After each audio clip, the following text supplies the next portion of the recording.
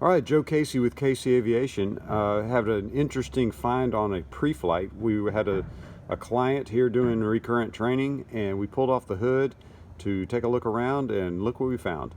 This is the exhaust crossover tube on a Lycoming Mirage, and the orange line that you can see that's touching the exhaust is the pressurization for the right Magneto.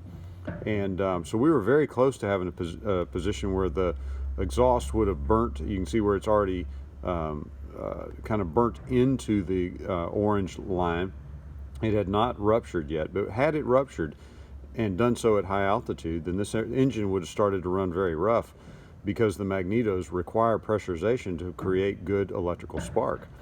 And so as the airplane would have come down in altitude, it probably would have started to run better and better and better, and would have given indication. But this was certainly a problem where the pressurization line for the Magneto was routed incorrectly, allowed to touch the exhaust. And I have another picture right over here. I'm gonna move the whole thing and come out on this particular airplane and route it over to this ducting. You can see how this ducting was touching the exhaust as well. And whenever we push this in, you can see that ducting actually already has a hole in it.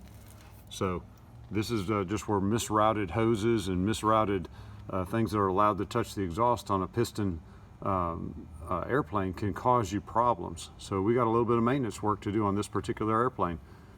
Joe Casey with Casey Aviation, signing off.